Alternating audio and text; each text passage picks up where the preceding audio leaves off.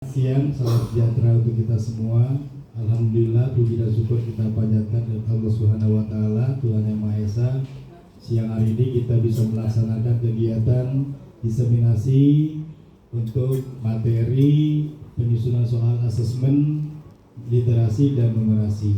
Sekali lagi Bapak Ibu, di sini saya hanya berbagi informasi tentang bagaimana penyusunan literasi soal asesmen literasi dan numerasi. Pertama, yang kita harus pahami adalah apa sih literasi itu dan numerasi itu apa? Literasi adalah kemampuan untuk memahami, menggunakan, mengevaluasi serta merefleksi sebagai jenis teks untuk menyelesaikan masalah dan mengembangkan kapasitas individu sebagai warga Indonesia dan warga dunia agar dapat berkontribusi secara produktif kepada masyarakat. Jadi, literasi adalah kemampuan kita memahami, menggunakan, mengevaluasi dan merefleksi. Ini adalah apa yang dimaksud dengan literasi, Bapak Ibu. Jadi bukan hanya sekedar kita hanya kemampuan membaca.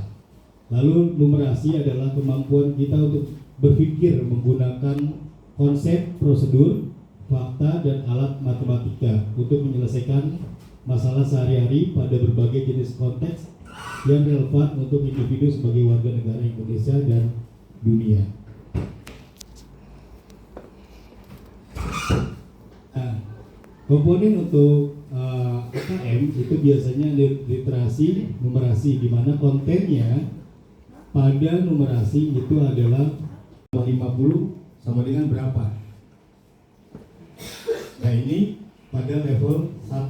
Ini mudah sekali. Langsung kita bisa menentukan, menjawab pertanyaan tersebut. Sedangkan pada level kedua, petani A memanen 125 butir jeruk.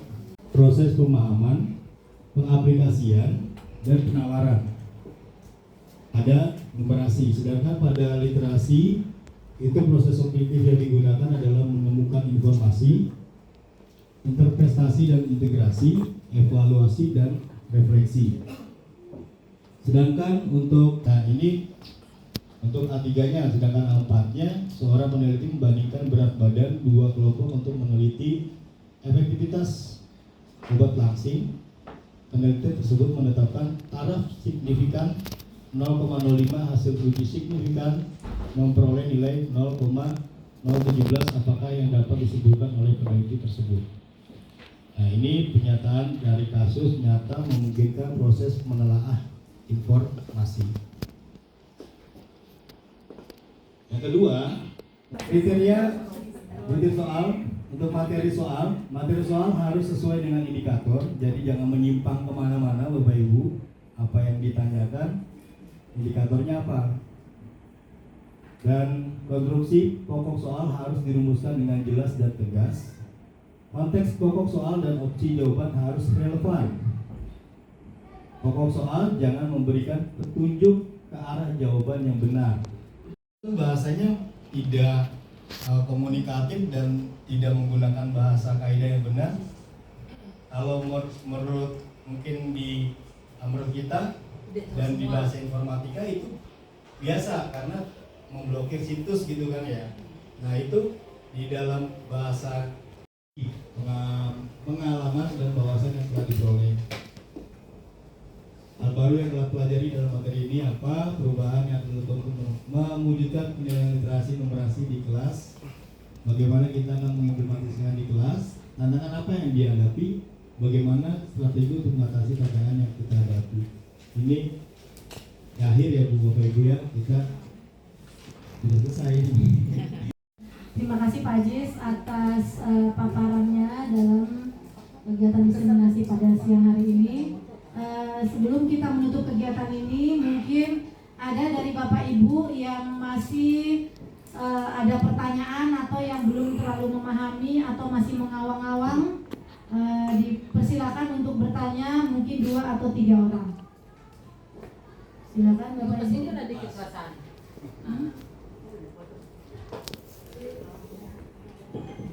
Ada yang mau bertanya?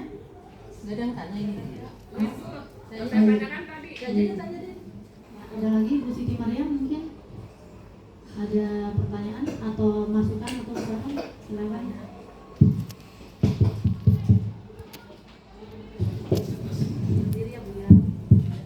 Baik, dari kemarin panjang kita dianjurkan untuk membuat soal numerasi ya. Terus terang bikin soalnya itu pakai AI, ya kan? Tapi yang saya simak itu dia soalnya itu kayak wacana-wacana pertanyaan gitu. Sebenarnya ketika pakai wacana itu bisa pertanyaan itu yang ingin ditanyakan itu adalah apa ada ketentuannya ketika membuat soal numerasi itu, misalnya berapa kalimat atau paragraf atau apa gitu. Karena terus terang aja bikin soalnya itu kan pakai AI itu sebenarnya pas kita baca sebenarnya ini nggak pakai wacana di atas juga nyambung gitu ya. Itu aja pertanyaan, terima kasih. Pertanyaannya kembali lagi ke sini Bu.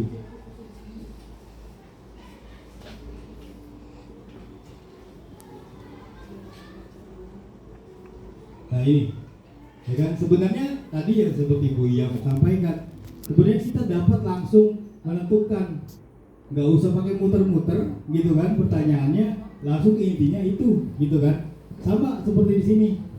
Jadi menurut level ini, dengan pertanyaan pernyataan Ibu yang tadi menurut AI itu ke sini dulu, baru ke sini, gitu kan, hasilnya pun sama, gitu kan. Sebenarnya itu yang ditanyakan, gitu kan.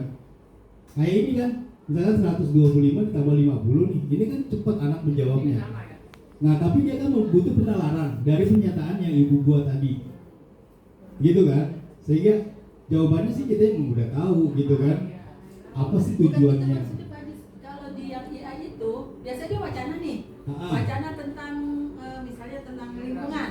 Di bawah pertanyaan lingkungan, menurut kalian lingkungan apa? Jadi sebenarnya nggak usah ada wacana itu, sebenarnya pertanyaan itu gitu loh.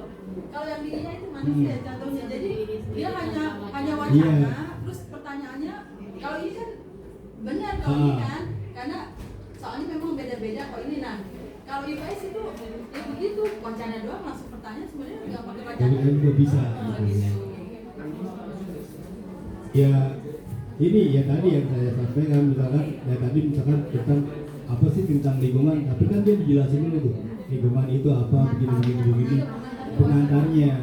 Nah mungkin dengan pernyataan tersebut siswa akan berpikir nih bahwa dari pernyataan itu apa sih yang dimaksud dengan lingkungan berdasarkan pernyataan itu, gitu.